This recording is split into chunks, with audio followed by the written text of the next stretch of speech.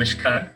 आज हम लोग थोड़ा सा जीडीपी पे बात करने वाले हैं, क्योंकि जीडीपी की अक्सर चर्चा होती है और ऐसा लगा था कि एक आम व्यक्ति इस बात को कैसे समझे, ये कितना महत्वपूर्ण है। जैसे कि विषय भी है आज हमारी आज की टॉक का, और मैं एक प्रेजेंटेशन एक्चुअली यूज करूंगा, तो शायद ये स्लाइड शेयर करके आपसे बात आगे बढ़ाता हूं। हमारा आज का विषय है कि जीडीपी आंकड़ा कितना महत्व, कितना उपयोगी। तो इसको तो समझने का हम लोग प्रयास करेंगे। जीडीपी क्या चीज है, ये कितना महत्वपूर्ण है, कितना उपयोगी है, इस पे थोड़ा सा बात करेंगे। आज की प्रस्तुति को हम इन 3 प्रश्नों के उत्तर के रूप में देख सकते हैं। तो पहला प्रश्न तो हम ये देखेंगे कि जीडीपी होता क्या है और इसे हम क्यों मापते हैं। दूसरा सवाल ये है कि भाई जीडीपी जिस चीज को हम मापना चाह रहे हैं उसको माप रहा है क्या, ये वैसा ही है।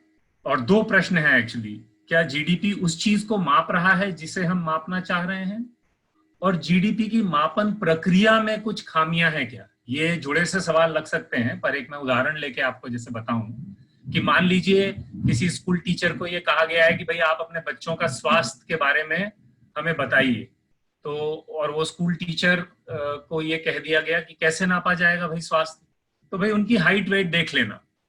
तो हाइट वेट देख लेने से क्या पूरा स्वास्थ्य का पता लग सकता है क्या? एक सवाल तो हमारा ये होना चाहिए, क्योंकि हो सकता है भाई उसको आंखों से पूरा दिखता है कि नहीं, उसको टीचर की बातें समझ में आती हैं कि नहीं। ये जरूरी नहीं है कि हाइट वेट मात्र से पता लग जाए। जो स्वस्थता है काफी बड़ी है, और हो सकता है हम कोई बहुत कम पहलू देख रहे हों। एक सवाल तो वो है कि क्या जीडीपी सचमुच उस चीज को माप रहा है जो हम मापना चाह रहे हैं। और दूसरा ये भी हो सकता है कि हाइट वेट की नाप में भी गलतियां हो रही हो, कि हाइट वेट वैसे तो थोड़ा सा पक्ष बताता है स्वास्थ्य का, लेकिन उस टीचर को कहा गया कि भाई हाइट कैसे नापेंगे, तो किसी ने कह दिया ऐसे ही जरा दूर से देख के अंदाज कर लेना, वेट ले रहे हैं तो उसकी पीठ से उसका बैग हटाया कि नहीं। तो ये 2 अलग तरह की कमियां हैं कि जो माप डिजाइंड है वो अपने आप में अपर्याप्त हो सकता है, और दूसरी बात आप जिस तरीके से नाप रहे हैं उसमें अलग से कमियां आ रही हो सकती है। तो जीडीपी को थोड़ा सा हम इस तरीके से देखेंगे कि ये क्या मापने चला था, वो हो रहा है कि नहीं, और मापने की प्रक्रिया में कुछ भी माप ले रहा है क्या, ये। और तीसरा फिर इसी से जुड़ा सवाल है कि अगर हम कहते हैं कि जीडीपी जो मापने चला था, और मैं एक तरह से ये पहले ही कह दूं क्योंकि हमारे पास समय की थोड़ी कमी है, कि जीडीपी काफी अपूर्ण और अधूरा सा मानक है।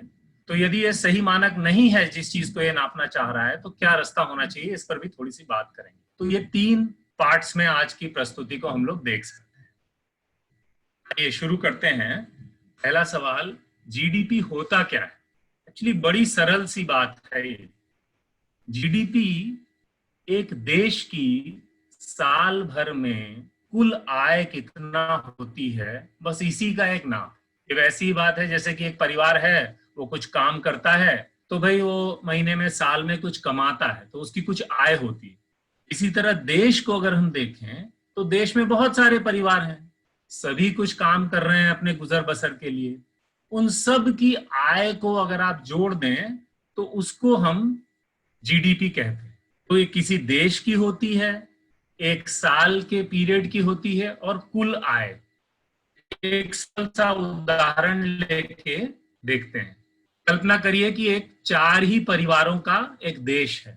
एक परिवार किसान परिवार है, तो वो कुछ किसानी करता है। एक नाई का परिवार है, एक शिक्षक परिवार है, एक बुनकर परिवार। ऐसा मानिए कि जो किसान परिवार है वो कुछ धान का उत्पादन करता है, कुछ तो वो खा लेता है, अपना इस्तेमाल कर लेता है, लेकिन कुछ वो बाजार में बेचता है। तो जैसे इस चित्र में दिखाया जा रहा है कि मान लीजिए वो 500 क्विंटल धान बाजार में बेचता है, और अगर 20 रुपए क्विंटल पर धान बिक गया तो उसकी कुछ आय हो जाती है, 10,000 रुपए उस परिवार की आय हो गई। इसी तरह नाई वाले परिवार में आप मान लीजिए कि भाई वो 80 लोगों के बाल काटते हैं और कुछ 40 रुपए प्रति हेयर कट लेते हैं, तो उनकी कुछ आय हो गई। इसी तरह जो शिक्षक का परिवार है, मान लीजिए कि वो उनके यहाँ 10 बच्चे आते हैं, ये 4 ही परिवारों का देश है, तो 10 बच्चे आते हैं, उसकी 12 महीने की कुछ फीस उनको मिलती है, 18,000 रुपए हो गए। इसी तरह बुनकर परिवार कुछ 200 मीटर कपड़ा बाजार में बेचता है बनाकर। तो ये जो चारों लोगों की आय है, इसको आप अगर जोड़ देंगे तो ये कुल मिला के इस 4 परिवार वाले देश का जीडीपी हो जाए। तो इतनी सी बात है, सरल सी बात।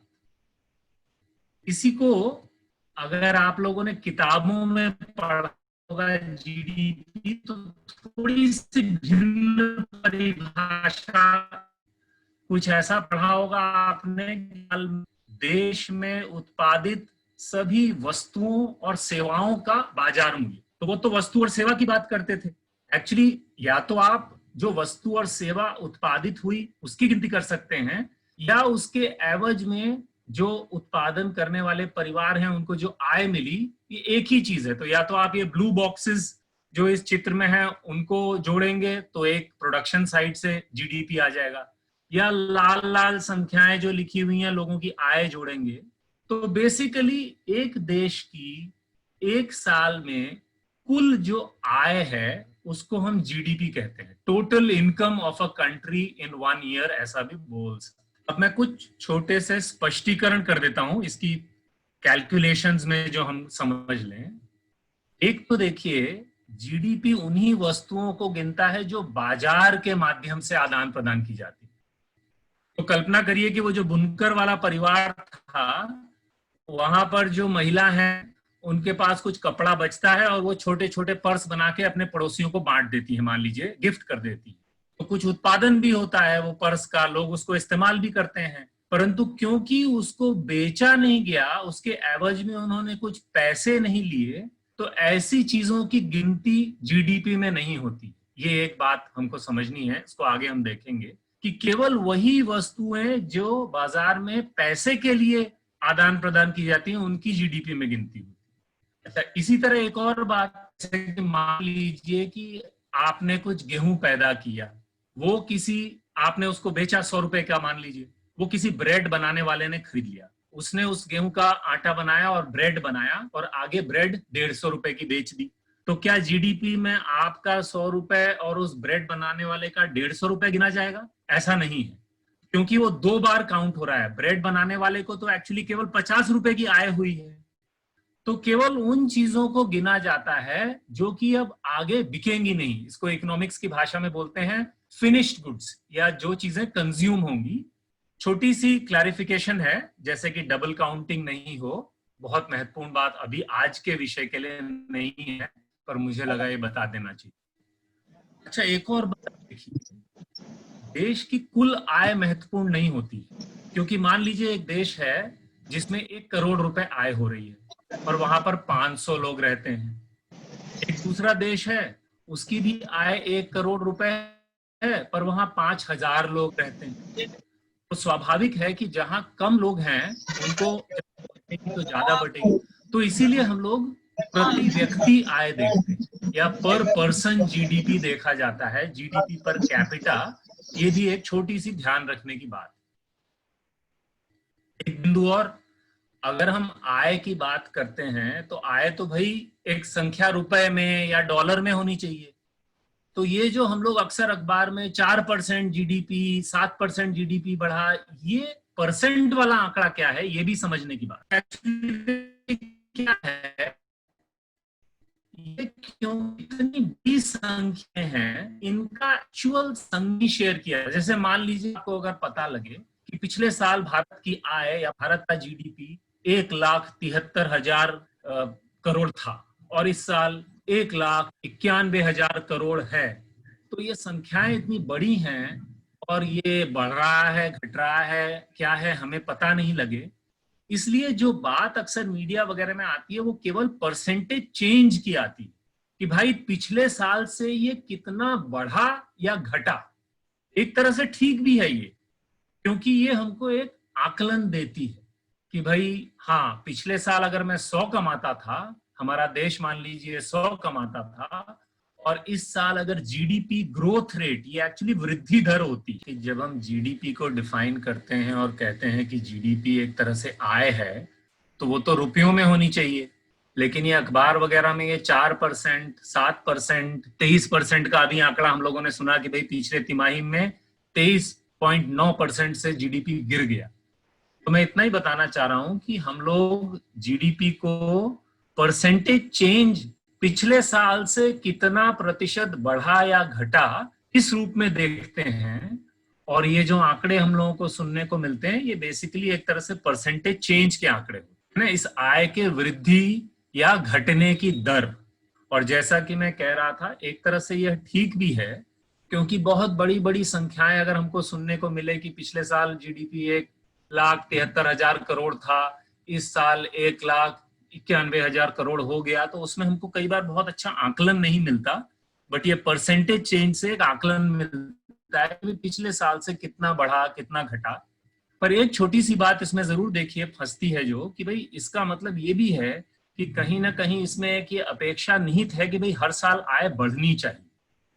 ये कितना सही एजम्पशन है, इसकी क्या इम्प्लीकेशंस है, इसको थोड़ा सा आगे हम देखते हैं।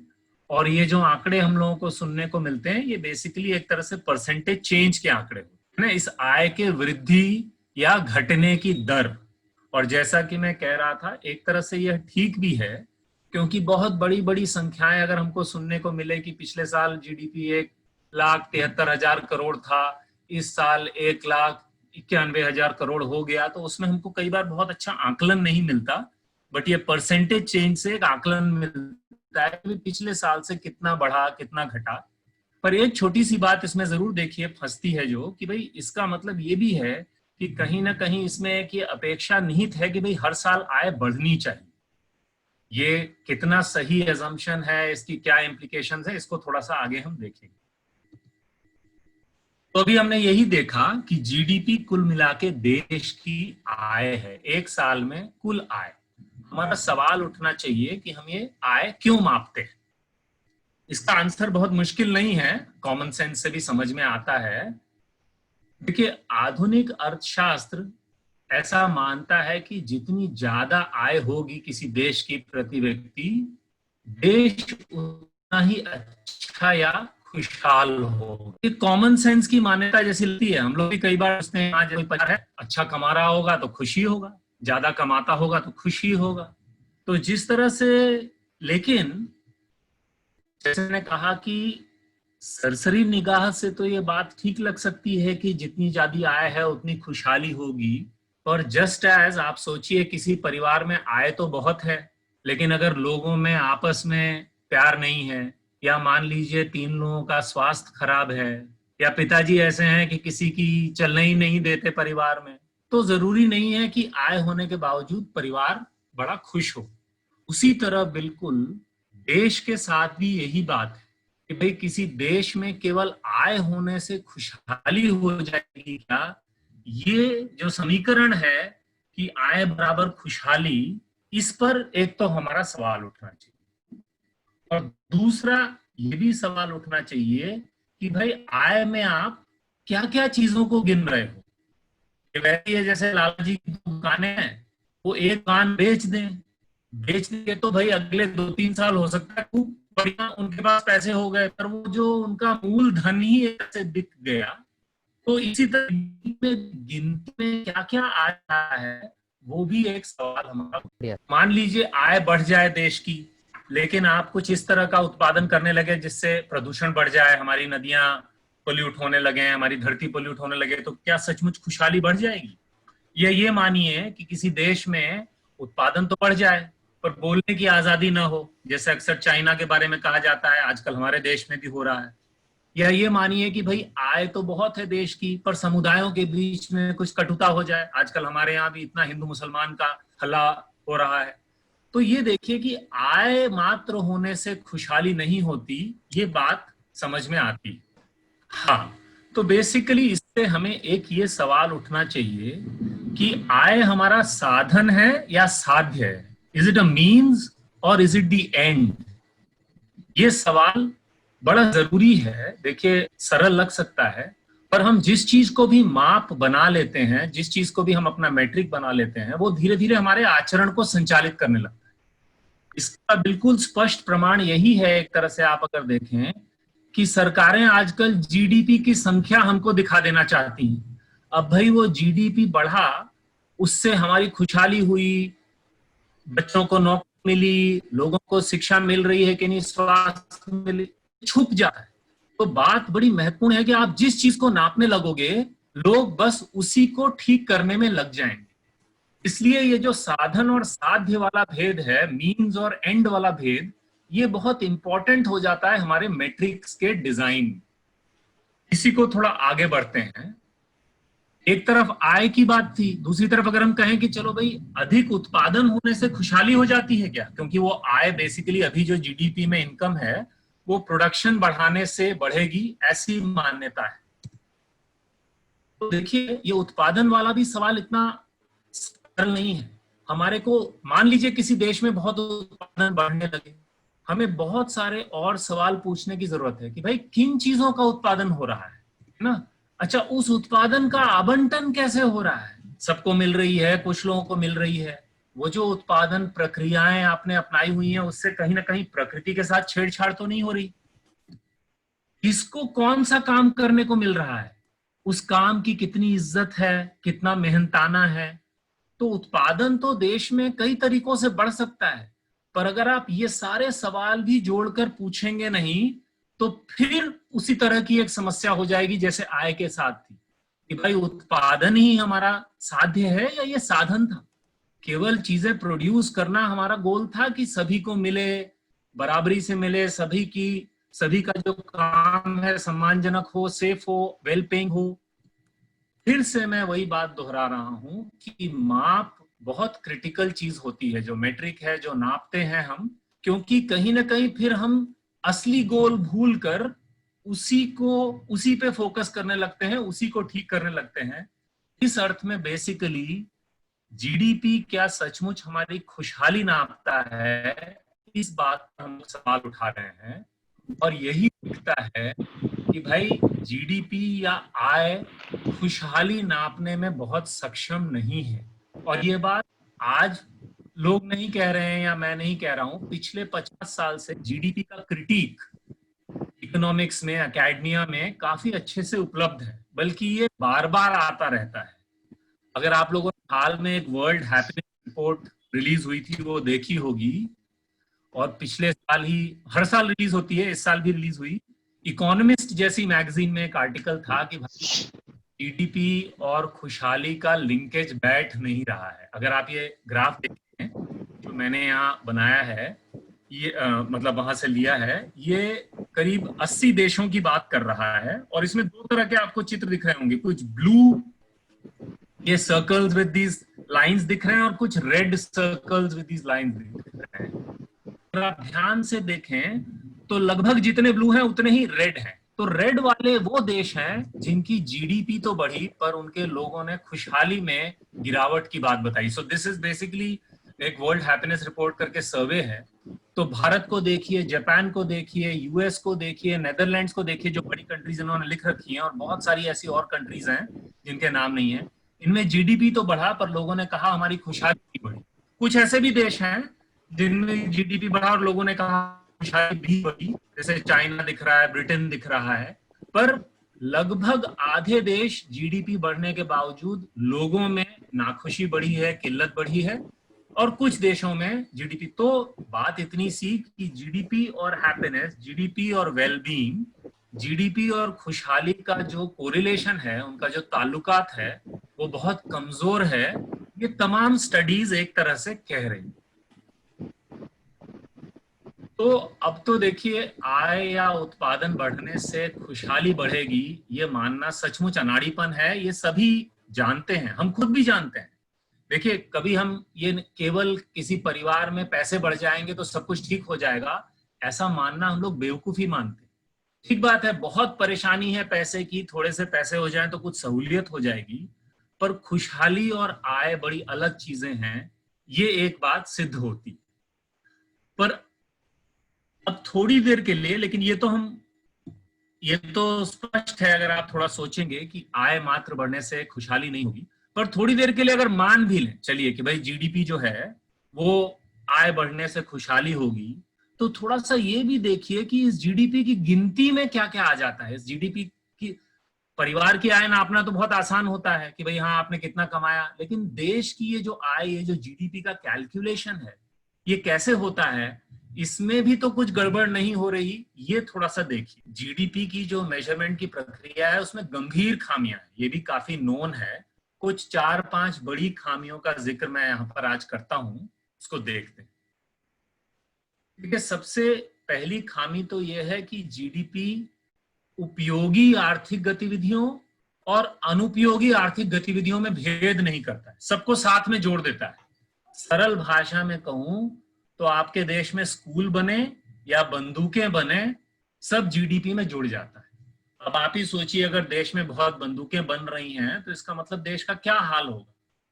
तो जीडीपी कोई भेद नहीं करता, बस किसी भी तरह का उत्पादन है उसको जोड़ लिया। अभी ये उड़ीसा में 3 महीने पहले अम्फन साइक्लोन आया था, चक्रवात। अगर आपने न्यूज फॉलो किया होगा, केवल एक चक्रवात ने उसमें 1 ट्रिलियन रुपीस का लॉस, अगर आपने न्यूज में कवर किया होगा तो देखो, वो हमारे जीडीपी का 0.5%। सोचिए 3 चक्रवात आ जाएं, 1.5% जीडीपी तो वैसे ही बढ़ जाएगा।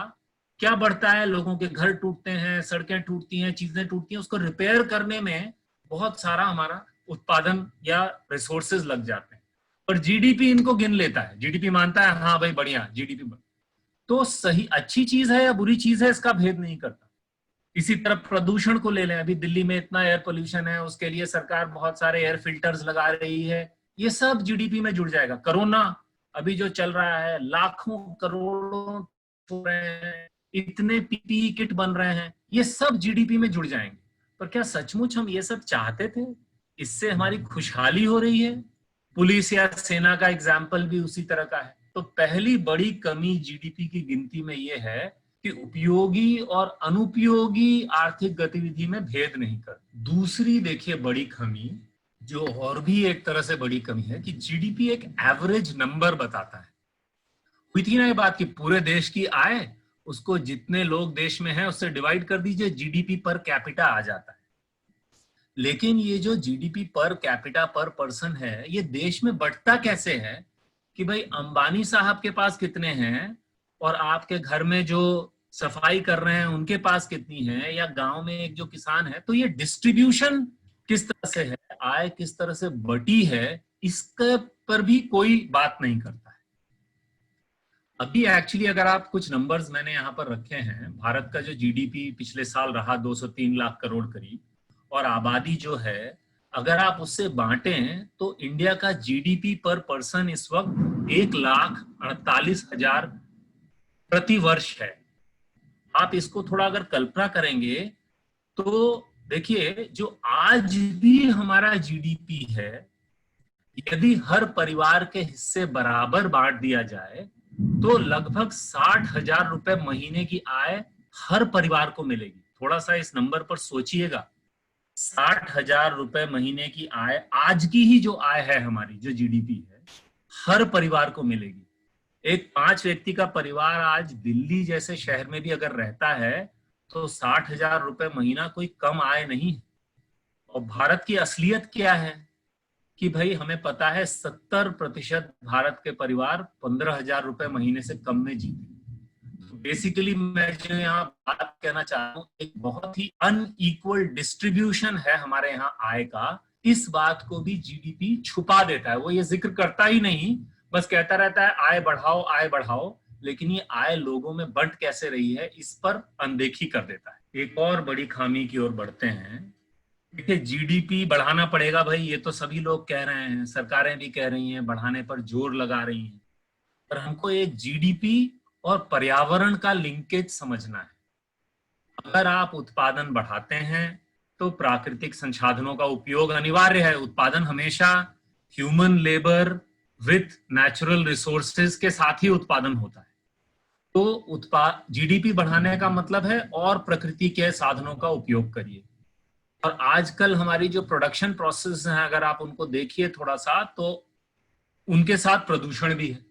तो एक तो जीडीपी बढ़ाने का मतलब प्रकृति का ज्यादा हनन, प्रदूषण ज्यादा, और ये प्रदूषण भाई सामान्यतः जीडीपी में से इसको कुछ घटाना चाहिए था कि भाई ये तो अच्छी चीज नहीं है, फिर प्रदूषण से भी जीडीपी बढ़ ही जाता है।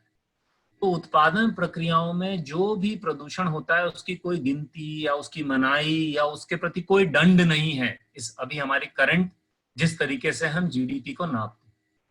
अच्छा, ये भी देखिए कि प्राकृतिक संसाधनों की कीमत हम लोग शून्य मानते हैं, जो हमारा अर्थशास्त्र है। तो उसमें क्या होता है कि अगर आपका एक जंगल खड़ा हुआ है तो उसकी कीमत शून्य है देश की जीडीपी के आकलन में। देश वो जंगल जैसे ही कट जाता है उसकी कीमत अथाह हो जाती है। तो ये भी देखिए कि नेचुरल रिसोर्सेज की हम जो वैल्यू जीरो मानते हैं, ये भी कितना एक गलती है मॉडर्न अर्थशास्त्र की। जंगल कट गया, आपको कुछ आय मिल गई, पर उससे जो प्राकृतिक गड़बड़ हुई, जो वो जंगल एक पर्पस सर्व कर रहा था इकोलॉजी में, तो एक तरह से कह लीजिए कि मून और ब्याज का फर्क ही हम नहीं जानते। मतलब मेरा आम का बगीचा है, हर साल मैं आम बेच के कुछ कमाता हूं, लेकिन इस साल मैंने 3 पेड़ भी काट दिए। अब पेड़ काट दिए तो भाई उस साल पैसे तो मिल गए, लेकिन धीरे धीरे इस तरह जब मैं पेड़ काटता रहूंगा तो मेरा बगीचा ही खत्म हो जाएगा। एग्जैक्टली ऐसा ही कुछ काम हम अभी की प्रोडक्शन प्रोसेसेस में अपने नेचुरल रिसोर्सेज के साथ कर रहे हैं। और ये अर्थशास्त्र इसको अलाउ क्यों करता है? क्योंकि वो नेचुरल रिसोर्सेज की कीमत जीरो मानता है। ये भी एक जीडीपी से जुड़ी खामी। थोड़ा सा यहाँ पर ब्रेक लेके मैं एक छोटी सी जुड़ी बात कर रहा हूं, वापस हम खामियों पर जाएंगे। देखिए, जीडीपी की गरीबी से, ये जो तथाकथित हम गरीबी की बात, इससे एक सांठगांठ है एक तरह से। देखिए, जीडीपी अगर आप आज देश में कहिए, कोई ये कहने लगे कि भाई जीडीपी बढ़ाने की जो इतनी बात आप कर रहे हो इससे नेचर को हार्म हो रहा है, ये वो, तो सबसे पहला जवाब आएगा, भाई क्या बात कर रहे हो, इतनी गरीबी है हमारे देश में, अगर उत्पादन नहीं बढ़ाएंगे तो कैसे काम चलेगा? तुम्हारी ठीक कट रही है तो तुम ये दुनिया भर की एनवायरनमेंट वगैरह की बात कर रहे हो। तो सबसे प्रॉम्प्ट जवाब इकोनॉमिस्ट का, इंडस्ट्रियलिस्ट का आता है कि भी देश में इतनी गरीबी है, पॉलिसी मेकर्स का भी। और बात सही है, गरीबी है भी। अगर आप अपने घर से बाहर निकल के देखेंगे तो देखिए इसमें क्या पेच है, ये हमको थोड़ा समझना है। गरीबी कई कारणों से हो सकती है किसी भी देश में। हो सकता है उस देश में उत्पादन की वास्तविक कमी है, इसलिए गरीबी है। ये भी हो सकता है कि भाई गैर आवश्यक चीजें बन रही हैं, या ये भी हो सकता है जैसे भारत में ही, अगर आपको पता होगा, India is the 4th largest producer of cars in the world. अब भाई जिस देश में बहुत सारी अभी जरूरतें हैं, why are we producing so many cars, ये सवाल कोई उठा सकता है।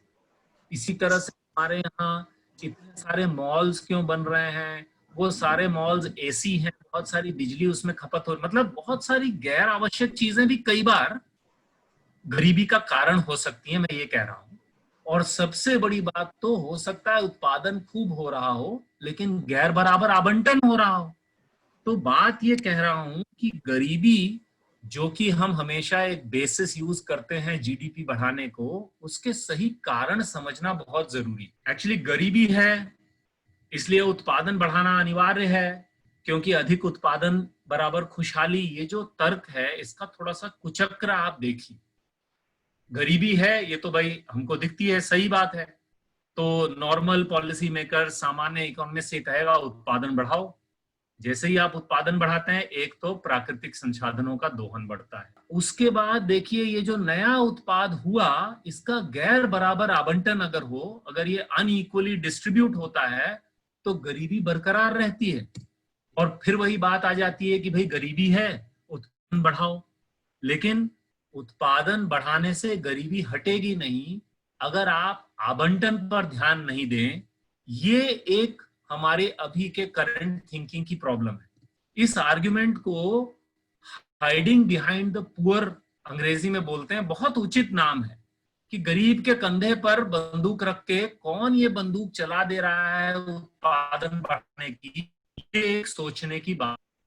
ये समस्या भारत में ही नहीं है, सब जगह है, और हम उसमें आएंगे कि क्यों ऐसा है। एक्चुअली ये एक स्टडी आप देखिए, न्यू इकोनॉमिक्स फाउंडेशन एक यूके में बहुत अच्छा इकोनॉमिक्स पे सोचने वाला थिंक टैंक है, उसने एक स्टडी की।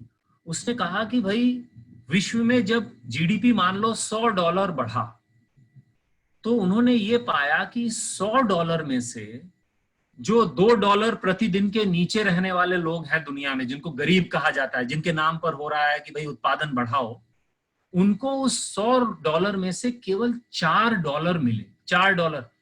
जबकि ये लोग 40% आबादी का हिस्सा है। तो आप देखिए कि जिन गरीबों के नाम, मान लीजिए आप ये कहें कि people living on less than $2 a day, उनके लिए भाई उत्पादन बढ़ाने की जरूरत है। काफी बड़ी संख्या है। दुनिया में 40% आबादी $2 के नीचे रह रही है। जीडीपी बढ़ा $100 से, उनको मिले $4। तो ये देखिए एक तरह से जो सबसे जरूरी है जिसके लिए, जब तक हमारी आवंटन की ये तरीके ठीक नहीं है, ये जो नया उत्पादन होता है ये कैसे मिलता है, किसको मिलता है, तब तक जीडीपी बढ़ाने से फर्क नहीं पड़ेगा। $96 have gone to people in the top 60% of the population। उसको भी आप और बारीकी से देखेंगे तो पता लगेगा $70-80 तो टॉप 10% लोगों को ही मिल गए। तो ये एक देखने की बात है कि जीडीपी बढ़ाने में ये जो गरीबी का जो हम बहाना लेते हैं, ये प्रॉब्लमैटिक। भारत में भी अगर आप देखें तो जानते ही होंगे आप लोग, आय का आवंटन बहुत ही गैर बराबर है। अगर ये चार्ट को देखें, ये चार्ट इतना ही कह रहा है। नीचे के दो आप बड़े बड़े जो इस पिरामिड के बेसिस हैं वो देखिए कि लगभग 56% आबादी भारत की एक डिप्राइव्ड या बिल्कुल वंचित स्थिति में है। उनकी आय महीने की 10-15 हजार रुपए वाली है इस चार्ट के अनुसार। और उसके बाद भी एक 30% का जो तबका है वो किसी तरह ही अपनी गुजर बसर कर रहा है। तो 86% लोग भारत के लगभग बहुत ही कम आय में रहते हैं। ऊपर का तबका जिसको हम मिडिल क्लास कहते हैं, एक्चुअली वो एक तरह का अपर क्लास ही है। तो भारत में बेसिकली जिसको हम मिडिल क्लास कहते हैं या जिनकी जिंदगी थोड़ी ठीक है, वो कुल मिला के ऊपर के 15% में आते हैं उसके। तो ये आय का बहुत ही गैर बराबर आवंटन एक समस्या है जो हमको देखना है। और एक्चुअली ये केवल आय का ही नहीं है, ये वस्तुओं के साथ भी है। अगर आप देखेंगे तो एक तरफ तो आप लोग सुनते होंगे भारत के बारे में कि भाई 40% बच्चे कुपोषित हैं। ग्लोबल हंगर इंडेक्स में अगर आप देखिए तो 120 देशों में हम ऊपर के 10-15 देशों 20 देशों में आ जाते हैं। दूसरी तरफ आप देखिए, अगर आप खाद्य उत्पादन की ओर जाएंगे तो सन 90 से ही भारत में आवश्यकता से अधिक उत्पादन हो रहा है। ये आवश्यकता से अधिक उत्पादन का मतलब क्या है?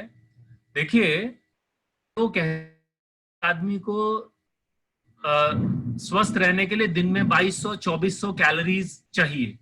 सन 1990 से ही इंडिया में पर कैपिटा प्रोडक्शन जो है, प्रोडक्शन वो 2400 कैलोरीज या उससे ऊपर ही है।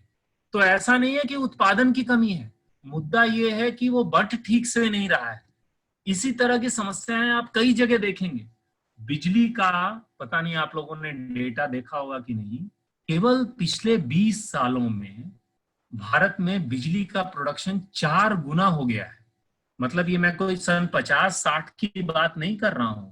2000 में जितनी बिजली पैदा होती थी 2020 में उससे 4 गुना बिजली पैदा हो रही। लेकिन क्या अभी भी सभी जगहों पे पहुंच रही है, या जिन घरों में एसी नहीं होते थे वहां एसी होने लगे?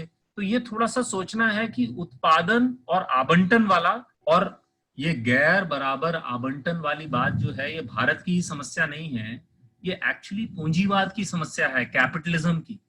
और उत्पादन निरंतर बढ़ाने की मजबूरी भी कैपिटलिज्म की या पूंजीवाद की समस्या है।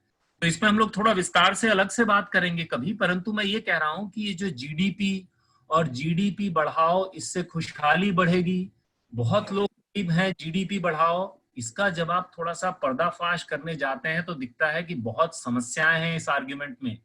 प्रॉब्लम्स कहीं और हैं, हम कहीं और कुछ चल रहा है। तो मैं इतना ही अभी यहाँ पे कहना चाहता हूँ ब्रेक लेके, जीडीपी में बढ़ोतरी की ये जो निरंतर आवश्यकता वाली बात है, इसमें जो गरीब का बहाना लेके काम चल रहा है, इसका पर्दाफाश करना एक जरूरी बात है। सिंपली बिकॉज एक तो गरीबी खत्म नहीं होती इस तरीके से, दूसरा जितना प्राकृतिक संसाधनों का शोषण बढ़ जाता है जब हम उत्पादन बढ़ाते हैं, ये 2 कारणों से। वापस आते हैं, हम जीडीपी की खामियों की बात कर रहे थे। हमने 2-3 खामियों की बात की थी कि भाई एक तो गलत और सही सब चीजों को जोड़ देता है, डिस्ट्रीब्यूशन कैसा है इस आय का इसकी जिक्र नहीं करता, जीडीपी बढ़ाते हैं तो प्रकृति पर जोर बढ़ता है, इकोलॉजिकल डैमेज बढ़ता है, उसका भी कोई जिक्र नहीं करता। इसी तरह से बहुत सारी गतिविधियों को गिनता नहीं। जैसे हमने कहा ना, जो चीज बाजार में नहीं आती, और इसमें खासकर घरों में जो महिलाओं का काम है वो एक बहुत ही महत्वपूर्ण इसका ओवरसाइट है। क्योंकि उसके एवज में महिलाओं को कोई आय नहीं मिलती, उस काम की कोई कीमत नहीं। तो हाउस वर्क की गिनती नहीं है। और अनफॉर्चुनेटली हमारी दुनिया ऐसी है कि भाई जिसकी गिनती नहीं है उसकी कीमत नहीं। तो हमारी माताओं का, हमारी बहनों का जो घर में काम है, इसको हम लोग कोई तवज्जो नहीं देते, इसलिए भी क्योंकि इसकी जीडीपी में गिनती नहीं है। तो ये एक शॉर्टकमिंग है। तो बाजार के माध्यम से जो भी काम नहीं होगा, जैसे हमने उस उदाहरण में भी देखा था कि मान लीजिए उस बुनकर परिवार की महिला अपने घर में कुछ काम करके लोगों को गिफ्ट दे देती हैं। कोई शिक्षक है, वो अपने पड़ोस के बच्चों को स्वेच्छा से ट्यूशन पढ़ा देते हैं। अगर वो पैसे नहीं लेते तो उस गतिविधि को गिनते ही नहीं। ये भी एक कमी है। एक और जुड़ी कमी है कि कोई गतिविधि जो पहले भी हो रही थी लेकिन वो बाजार के माध्यम से होने लगे तो जीडीपी बढ़ जाता है, भले ही उससे कुछ फर्क न पड़े। ये वैसी बात है कि भाई बहुत सारे देशों में अब ज्यादा लोग बाहर काम करने जा रहे हैं, तो बुजुर्गों को, बच्चों को, इनकी देखभाल के लिए ओल्ड एज होम्स, क्रैशेस हैं। तो ये जब आप बाहर से करने लगते हैं तो उसके पैसे देने पड़ते हैं। तो ये ऐसे काम होने लगे, जीडीपी बढ़ जाता है, जबकि एक्चुअली उससे वास्तविक रूप में कोई काम नहीं बढ़ा। और शायद वो काम अच्छा है कि बुरा है, उससे परिवार समाज पे क्या असर है। इसी तरह आजकल आप देखिए दिल्ली जैसे शहरों में पब्लिक ट्रांसपोर्ट बहुत अच्छा नहीं है, किसी भी बड़े शहर में सेफ नहीं है। तो बहुत सारे माता पिता अपने बच्चों को अपनी गाड़ियों में स्कूल में छोड़ने लगे। और जितने लोग ज्यादा पेट्रोल इस्तेमाल करेंगे जीडीपी बढ़ेगा। तो सार्वजनिक परिवहन की जगह अगर निजी गाड़ियों का उपयोग बढ़ जाए, जीडीपी बढ़ जाएगा। तो बहुत सारी गतिविधियां जो कि किसी अलग तरीके से हो सकती हैं या वो बाजार के माध्यम से नहीं हो सकती हैं, वो जीडीपी में अगर वो बाजार के माध्यम से होने लगे, प्राइवेट तरीके से होने लगे, तो जीडीपी बढ़ जाता है। ये भी एक इस गिनती की खामी। तो अगर इसका एक, जो मैं अभी तक बात कह रहा हूं, इसका अगर हम रिपोर्ट कार्ड दें, क्योंकि हम ये मान के चल रहे हैं कि भाई जीडीपी खुशहाली का मानक है, तो बात कुछ ऐसी लगती है कि भाई खुशहाली नापने के लिए तो जीडीपी अधूरा और अपूर्ण ही नहीं, बहुत भ्रामक भी है। जैसे कि हमने देखा कुछ भी गिन दे रहा है, उसमें बहुत सारी महत्वपूर्ण बातें छूट जा रही हैं। So not only is it incomplete और inadequate, it is deeply misleading, ये निकल के आता है। ये भी देखिए कि आय या उत्पादन बढ़ाने मात्र से काम नहीं चलेगा, उचित आवंटन को भी देखना बहुत महत्वपूर्ण है। ये भी एक बात निकल के आई। उत्पादन जैसे ही हम बढ़ाते हैं उसका असर प्रकृति पे पड़ता है और प्राकृतिक संसाधनों की सीमा है। इस बात को हमको ध्यान में रखना पड़ेगा जब भी हम जीडीपी बढ़ाने की या उत्पादन के माध्यम से खुशहाली पाने की बात करते हैं। अभी ये डायमेंशन भी पूरा इग्नोर होता है जीडीपी कैलकुलेशंस में, जीडीपी इंक्रीज स्ट्रेटजीज में। गरीबों के कंधे पर बंदूक रखकर चलाना आज की पर्यावरणीय स्थिति में निरी मूर्खता है। तो ये जो पूरा आर्ग्यूमेंट हमने बिल्ड कर रखा है कि बहुत गरीबी है, उत्पादन बढ़ाने की जरूरत है, आज अगर हम देखें जिस तरह we are hitting ecological limits, हमको अपने को और दूसरों को बेवकूफ बनाना बंद करना पड़ेगा। कैसे सही चीजें पैदा हो, आवंटन ठीक हो, अगर हम वहां नहीं जाते तो इसमें केवल गरीब नहीं मरेंगे, हम सब मरेंगे, मर भी रहे हैं। और खुशहाली जो है वो केवल आय या भौतिक संसाधनों से बहुत ज्यादा की बात है। तो हमको अगर सचमुच हम खुशहाली मापना चाहते हैं, जो कि हम तथाकथित रूप में जीडीपी का उद्देश्य बोलते हैं, है कि नहीं? हमने जीडीपी को कहा कि भाई जीडीपी इज फॉर हैप्पीनेस, अगर आप प्रोडक्शन बढ़ाओगे जीडीपी बढ़ाओगे तो, लेकिन खुशहाली आय से, उत्पादन से बहुत ज्यादा है। हमको उसके सारे आयामों को पहचानना पड़ेगा, उन सबको नापना पड़ेगा। क्योंकि देखिए मापना तो आवश्यक है, ये मापना गलत नहीं है। हमारे पॉलिसी डिजाइन में, हमारे किस तरह से हमारा गवर्नेंस हो, किस तरह से हमारे प्रोडक्शन सिस्टम्स हो, देश तो मापना जरूरी है, क्योंकि मापने से ही हम अपने को दिशा दे सकते हैं। लेकिन क्या चीज नापना चाह रहे हैं हम, उसके क्या सही आयाम हैं, उनको नापने का क्या तरीका है, ये सवाल हमको उठाना पड़ेगा। जीडीपी इस काम में बहुत बुरी तरह से फेल कर रहा है, ऐसा हमको दिखता है। इनफैक्ट इस बात पर मुझे याद है कैनेडी का एक कोट था कि GDP measures everything except that which makes life worthwhile. इस तरह की बातें हम में से आप लोग, कई लोग जानते ही होंगे, बट तो अब अगर हम कह रहे हैं कि भाई जीडीपी जो चीज नापने चला था वो कर नहीं पा रहा है, तो इसका क्या विकल्प हो, थोड़ी सी इसकी बात कर लेते हैं। देखिए, जीडीपी बहुत इनकम्प्लीट चीज है ये, जैसे मैंने कहा एकेडमिया में इसकी चर्चा पिछले 50 सालों से है, और कुछ ना कुछ इम्प्रूवमेंट्स भी हुए हैं। जो human development index for example UN ने अडॉप्ट किया है, वो केवल आय नहीं देखता, वो ये भी देखता है कि शिक्षा की क्या स्थिति है, स्वास्थ्य की क्या स्थिति है। तो ऐसे थोड़े से बेटर इंडिसेस डिजाइन करने का प्रयास भी चला है। दो तरह के प्रयास हुए हैं देखिए जीडीपी के अधूरेपन को पूरा करने। एक तो प्रयास ये है जिसमें जीडीपी को ही प्रधान में रखा है एक तरह के प्रयासों में, लेकिन जैसे अभी हमने देखा कि भाई उसमें गिनती में बहुत कमियां हैं, तो वो उसकी त्रुटियों को सुधारने की बात करते हैं, और हम देखेंगे एक दो इस तरह के प्रयास भी। और एक दूसरे तरह के प्रयास हैं, वो कहते हैं कि भैया जीडीपी में केवल इसकी गिनती विनती ठीक करने से काम नहीं चलेगा। जो ह्यूमन वेलबीइंग है, जो खुशहाली है, एक मल्टी डायमेंशनल चीज है ह्यूमन, और आपको उसके सभी आयामों को पहचान के उनको सीधे सीधे नापने वाला मानक बनाना पड़ेगा। तो ये दोनों तरह के प्रयास हैं, और मैं जैसा कि अभी कहूंगा ही कि हमको दूसरे तरह वाले प्रयासों की ओर जाना पड़ेगा। जीडीपी की गिनती में सुधार करने से बात बनेगी नहीं। फिर भी उनका एक जिक्र क्विकली कर लेते हैं। एक ISEW करके इंडेक्स सस्टेनेबल इकोनॉमिक वेलफेयर, या एक GPI करके मानक है, जेन्युइन प्रोग्रेस इंडिकेटर। इनका देखिए मोटा इनमें यही है जो हम लोग बात कर रहे थे। जैसे हम कह रहे थे कि भाई प्रकृति को कुछ नुकसान हो रहा है, या बहुत सारी चीजें हैं, सेना है, फौज है, इस तरह के खर्चे हैं, ये तो कोई अच्छी बात नहीं है। या पोल्यूशन, जो सफाई करने में खर्चे हो रहे हैं, तो वो लोग क्या करते हैं कि जो आपकी कुल आय है उसमें से कुछ चीजें घटा देते हैं। ये एक शुरुआत है एक तरह से कह लीजिए। और लेकिन इसमें देखिए इंटरेस्टिंग बात क्या है देखने की, जैसे कि अगर आप इस चित्र में देखें, ये जो जेन्युइन प्रोग्रेस इंडिकेटर है, ये बस इतना ही करता है कि पोल्यूशन के इंपैक्ट, नेचुरल रिसोर्सेज पे जो इंपैक्ट है उसको जीडीपी की संख्या से घटाता है। और अमेरिका का डेटा अगर आप देखिए सन 50 से 2004, जो ये ऊपर के चार्ट में दिख रहा है, जीपीआई जब आप लगाते हैं तो उनका ये जो प्रति व्यक्ति आय है कितनी गिर जाती है। जीडीपी बता रहा है सन 2000 में, अगर आप इस ग्राफ को देखें, कि भाई प्रति व्यक्ति आय लगभग $37,000 के करीब है।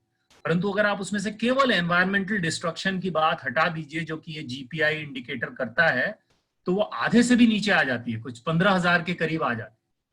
इनफैक्ट इसी तरह की एक वर्ल्ड बैंक रिपोर्ट थी इंडिया के बारे में भी 2013 में, आप लोगों में से कुछ ने देखा होगा, जो कह रहा था कि अभी जो इंडिया का इकोनॉमिक मॉडल है, इकोनॉमिक डेवलपमेंट है, इसमें अगर आप प्राकृतिक संसाधनों के नुकसान को देखें तो लगभग जीडीपी का 6% ये है। तो मतलब नेट ग्रोथ जो उस वक्त हो रही थी वो सब नुकसान की कैटेगरी में आ जाता था। तो मैं छोटी सी बात बता रहा हूं कि इवन ये जो जीडीपी काउंटिंग को इम्प्रूव करने वाले मेजर्स हैं, वो कितना स्टार्क पिक्चर बताते हैं कि भाई रियलिटी कुछ और है। पर मेरा कहना है कि ये प्रयास पर्याप्त नहीं है, इनमें कुछ मोटी कमियां हैं। अभी भी देखिए, अगर आप जीडीपी को मूल में रखेंगे तो बाजार आधारित उत्पादन कहीं ना कहीं प्राथमिक बना ही रहेगा। और जो हमारा वर्ल्ड व्यू है, जीवन दृष्टि है, वो यही कहीं ना कहीं मानेगा कि भाई खुशहाली का मतलब मोर मटेरियल कंफर्ट्स, मोर मटेरियल कंजम्पशन। तो खुशहाली बराबर भौतिक संसाधन वाली मान्यता से आप मुक्त नहीं हो पाएंगे यदि आप जीडीपी को लिए रहें। इसी तरह से उत्पादन की सीमा भी तय नहीं हो पाती, क्योंकि जीडीपी आप हमेशा बढ़ाते रहो। तो ये जो प्राकृतिक उजाड़ चल रहा है, जब तक जीडीपी सेंटर में रहेगा उसकी सुनिश्चितता बनी रहे। और साथ में जो एक बात हम लोगों ने काफी की कि आवंटन वाले मुद्दे की अनदेखी भी बनी रहे। तो ये जो जीडीपी में उसकी काउंटिंग इंप्रूव करने वाले प्रयास हैं, ये डीपली इनएडिक्वेट हैं, बहुत ही अपर्याप्त हैं। मेरा यही कहना है कि देखिए, सच मानव की खुशहाली चाह रहे हैं, जो कि जीडीपी एक तरह से कहता है नापने चला था, तो हमें सचमुच जो उसके सारे आयाम हैं उनको पहचानना पड़ेगा, उनको सीधे सीधे नापना पड़ेगा। क्या आयाम हो सकते हैं, जैसे कि मैंने एक छोटा सा यहाँ पे प्रयास किया है, कोई भी कर सकता है, कोई बहुत मुश्किल काम नहीं है। भाई मानव की खुशहाली की जब हम बात करते हैं तो शिक्षा सभी को मिल पा रही है कि नहीं, सही तरीके से मिल पा रही है कि नहीं, सभी लोग के स्वास्थ्य की क्या स्थिति है, जो भी मूलभूत भौतिक आवश्यकताएं हैं, आहार की, मकान की, सैनिटेशन की, ट्रांसपोर्ट की, ये सभी की पूरी हो रही हैं कि नहीं, सभी को कुछ सार्थक और सम्मानजनक काम करने को मिल रहा है कि नहीं। Secure employment, dignified employment, purposeful employment बहुत जरूरी है मनुष्य के लिए। हम लोग कोई ऑटोमेटन्स नहीं है कि कुछ पैसे मिल गए, किसी तरह जिंदगी कट गई, तो क्या काम मिल रहा है। इसी तरह राजनीतिक आवाज जिसको कहते हैं, पॉलिटिकल वॉइस, कि भाई आप ऐसे देश में जीते हैं जो आपके खाने पीने मकान का इंतजाम तो करता है पर आपको बोलने नहीं देता, आपको अपनी राय व्यक्त नहीं करने देता, जो कि आजकल सभी देशों में ये स्थिति बढ़ रही है, हमारे यहाँ भी बढ़ रही है। अगर पॉलिटिकल वॉइस नहीं होगी तो मनुष्य खुशहाल नहीं हो सकता है। इसी तरह पर्यावरणीय संतुलन, अगर इकोलॉजिकल बैलेंस नहीं रहा तो संभव नहीं है कि हम लोग खुश होकर जी लें। हम जिस समाज में जीते हैं उसमें मुझे कुछ भागीदारी का भाव महसूस होता है कि नहीं, कुछ sense of participation, sense of meaning अपनी जिंदगी से। इसी तरह जो शासन व्यवस्था है वो कितनी पार्टिसिपेटरी है, मतलब हम लोग निर्णय मिलके लेते हैं कि नहीं, हम सब अपनी राय रख पाते हैं कि नहीं, सबकी सुनी जाती है कि नहीं, ये एक महत्वपूर्ण आयाम है। समाज में सौहार्द है कि नहीं, है ना, अगर कम्युनिटीज के बीच में एनिमोसिटी है, क्राइम है, ये सब चीजें रहें, कितनी भी आय हो, मनुष्य खुश नहीं हो सकता। मानसिक तंदुरुस्ती, साइकोलॉजिकल वेलबींग कितना महत्वपूर्ण आयाम है। तो मानव की जो खुशहाली है वो एक मल्टी डायमेंशनल चीज है। और एक्चुअली अगर कोई देश कोई मानक रखना चाहता है कि भाई कैसे हम परफॉर्म कर रहे हैं, किस पे कम है, किस पे ज्यादा है, कैसे हम अपनी पॉलिसीज को शेप करें, तो इन सारे डायमेंशंस को हमको मेजर करना होगा, उसके आधार पे कोई इंडिकेटर बनाना होगा। ऐसा मैं यहाँ पर एक प्रस्ताव रख रहा हूँ।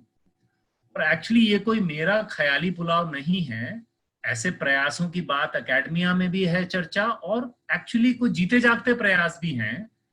ये शुरुआत एक तरह से भूटान ने अपना एक ग्रॉस नेशनल हैप्पीनेस करके एक इंडिकेटर बनाया था, आप लोग में से कई लोग परिचित होंगे, जो कि ऐसा ही कुछ है।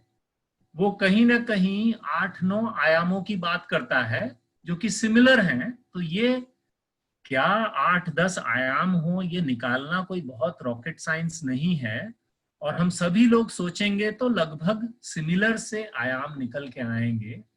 पर बात यह है कि खुशहाली मापना है तो हमको इन सब को देखना होगा। एक तो देखिए, फिर खुशहाली का अगर ऐसा हम माप बनाते हैं तो फिर जीडीपी बढ़े या घटे वो महत्वपूर्ण नहीं रह जाता। इसको बोलते हैं we have to become GDP agnostic actually, क्योंकि जीडीपी कोई मुद्दा नहीं है। बच्चा स्वस्थ है वो हम देख रहे हैं, तो फिर हो सकता है उसकी हाइट कितनी है, ये उदाहरण बहुत उचित नहीं हुआ, ये वैसे ही कह लीजिए कि हम अगर कहीं पहुंचना चाह रहे हैं और रास्ता साफ है, हम ठीक से जा रहे हैं, तो गाड़ी की स्पीड कितनी है ये बहुत महत्वपूर्ण नहीं होता। बेसिकली ये देखना है कि जीडीपी एक माध्यम था, वो मकसद नहीं था, वो एक मीन्स था।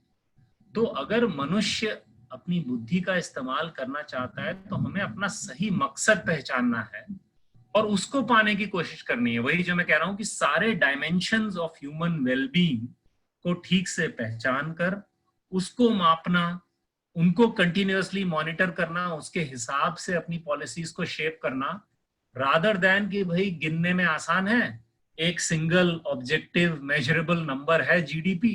ये हमने एक्चुअली एक तरह से लेजीनेस में स्वीकार लिया, एक तरह की इंटेलेक्चुअल लेजीनेस कह लीजिए या जो भी, इसकी एक अपना इतिहास है। बट आज क्योंकि ये इतना कम पड़ रहा है, हमें उठना चाहिए।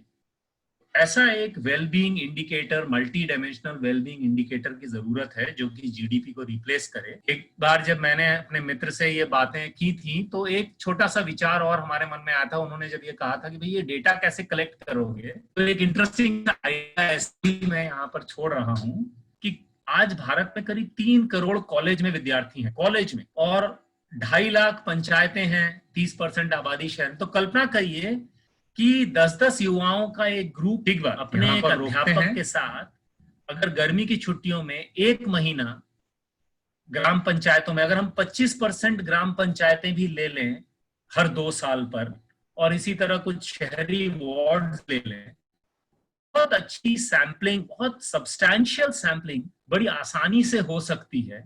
तो ये इस तरह का एक डेटा कलेक्शन मैकेनिज्म भी हो सकता है, जिसमें देखिए युवाओं को जमीनी हकीकत से सरोकार होगा, एक तरह से राष्ट्र सेवा का मौका भी है, चरित्र निर्माण, राष्ट्र निर्माण के लिए कितना सुंदर अवसर है। हम लोगों ने इस तरह के प्रोग्राम संभावना में यूथ के साथ किए भी हैं, जहां वो 1 महीने जाकर किसी ग्रास रूट ऑर्गेनाइजेशन में काम करते हैं, उनकी कितनी खिड़कियां खुलती हैं, उनका कितना विकास कह लीजिए होता है।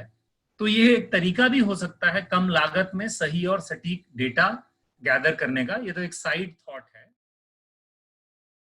अगर हम लोग ये सब नहीं करेंगे, जीडीपी और जो आर्मी में जिस तरह से हम लोग आर्म फोर्सेस को बढ़ा रहे हैं, क्योंकि जीडीपी का शायद बहुत बड़ा हिस्सा है वो आर्मी आर्म फोर्सेस के डेवलपमेंट के लिए जा रहा है, और विश्व के सभी देश वही कर रहे हैं। अगर हम लोग यहाँ पर कॉन्सेंट्रेट नहीं करेंगे तो उसका कहना ऐसा था, और मेरे पास में उसका जवाब नहीं था, इसलिए मैं वहां पर अटक गया था, इसलिए ये प्रश्न यहाँ पे रख रहा हूँ। देखिए, एक तो यह है कि हम लोग एक बहुत छोटी सी ही बात आज करने निकले थे कि ये जो जीडीपी है ये क्या चीज नापता है, इसमें क्या कमी है। ये जो आप सवाल उठा रहे हैं ये तो एक लार्जर सवाल है, लार्जर सवाल भी, पर लेकिन क्या है जुड़ा हुआ, एक गंभीर अव्यवस्था में हम लोग जी रहे हैं, जिसमें मूल में क्या है। और एक्चुअली हमको कहीं ना कहीं यहाँ पर पूंजीवाद को समझना होगा कि कहीं ना कहीं लोग दूसरे की रिसोर्सेज पे डिपेंडेंट हो गए। ये जो सारा आर्म फोर्सेस का खेल है, अगर आप देखिए तो एक नॉन लोकल लिविंग का मॉडल पूरी दुनिया ने अडॉप्ट कर लिया है। पूरी दुनिया पेट्रोल पर जीती है, लेकिन पेट्रोल सब जगह पाया नहीं जाता। तो पेट्रोल पे कब्जा बनाने के लिए कहीं ना कहीं लोगों को फौजें इत्यादि, तो एक एक देश दूसरे देश से बेहतर कब है, तो हमारा जो कंपेटिटिव वर्ल्ड व्यू है, हमारा जो नॉन लोकल लिविंग का वर्ल्ड व्यू है, वो कहीं ना कहीं वॉर्स का मूल कारण है। तो मैं ऐसा नहीं कह रहा हूं कि जीडीपी की जगह आप एक ज्यादा अच्छा वेलबींग इंडिकेटर बना लीजिए तो आपकी सारी समस्याएं हल हो जाएंगी। वो हमको अलग से देखकर उनको हल करने की बात तो करनी ही पड़ेगी। So there are multiple fault lines in our world view. तो अच्छा, अब फौज बढ़ाना जीडीपी बढ़ाने की बात नहीं है, वो तो एक अलग बात है।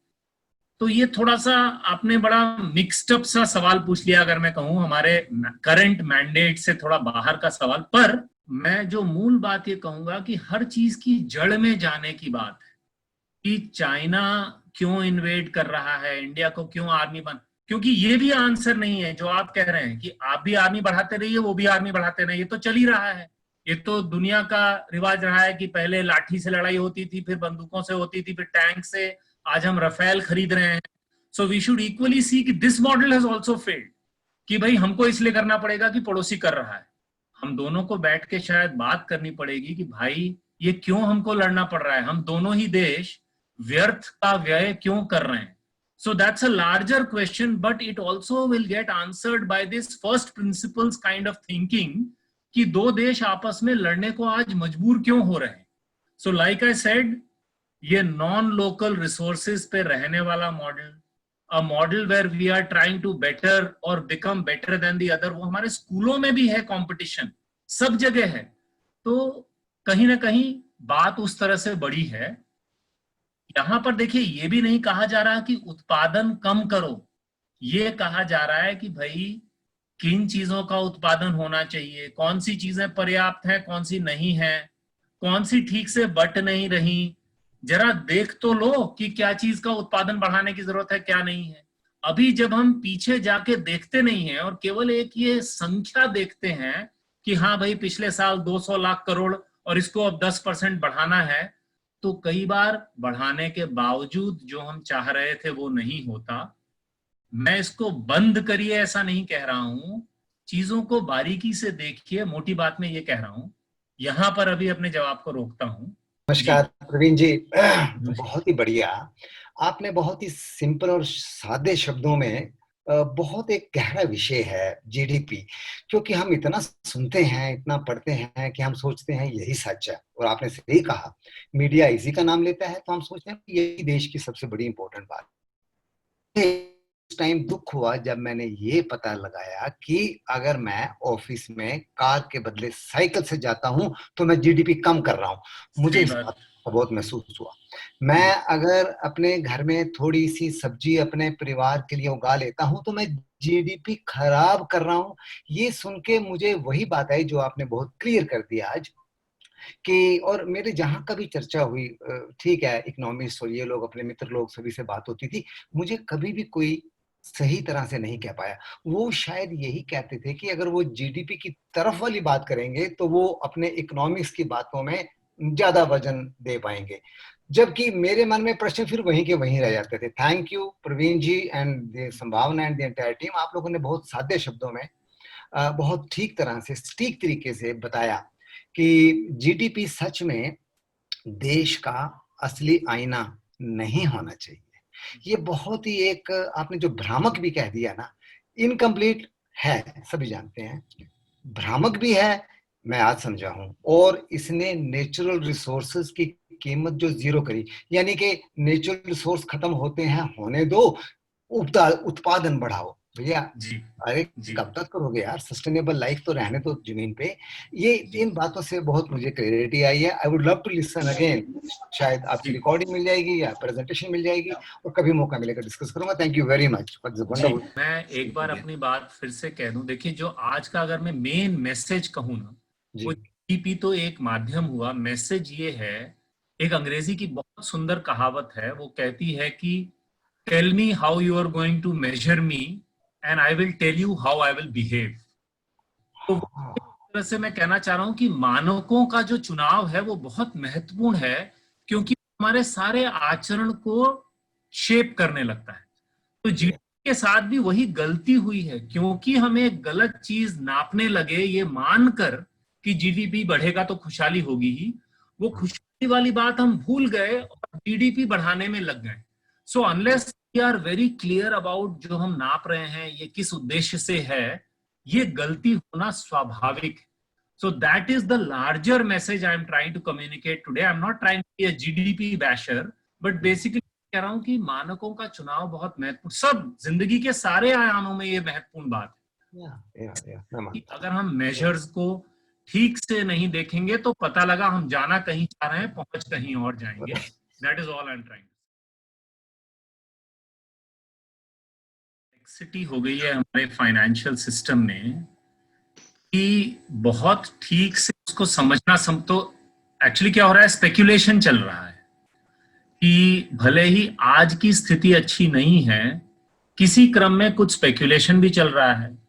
बहुत सारा, देखिए दूसरी बात यह है कि बहुत सारा पैसा सरकारों ने पंप किया है, तो मनी सप्लाई भी बहुत बढ़ा है इंटरनेशनली एटलीस्ट। तो वो पैसा प्रोडक्टिव एम्प्लॉयमेंट में न जाकर कई बार स्टॉक मार्केट्स में जा रहा है।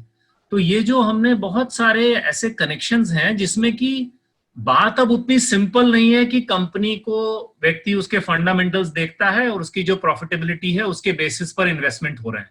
There are far too many other factors into play. There is a surplus of dollars with no good investment opportunities maybe in the west, it might come to some developing economies. So ये बात आपकी बिल्कुल सही है कि अभी ये समझ में नहीं आ रहा कि जब इकोनॉमी इतनी नीचे जा रही है तो शेयर बाजार क्यों उठ रहा है। मैं यही कहूंगा कि बहुत सारे और फ्रैक्चर्स हैं हमारे इकोनॉमिक सिस्टम में, विच ये स्पेक्यूलेशन ही चल रहा है एक तरह का। There is a lot of easy money also probably in this. There might be other factors, I haven't thought too much about this, but yes, जो सिंपलिस्टिकली हम कनेक्शंस ड्रॉ करते हैं, जो हमारी इकोनॉमिक्स टेक्स्ट बुक्स हमें कुछ बताती हैं, खेल उससे ज्यादा पेचीदा हो गया है। ये उसका एक प्रमाण है, अगर मैं उत्तर दूं। हाँ देखिए, इसको तो हाँ, अब एन ऐसा कह रही है कि भाई पिछले क्वार्टर्स में अगर ये काफी आर्थिक गतिविधियां कम हुई तो इसी बहाने बहुत सारे प्राकृतिक संसाधनों का भी बचना हो गया।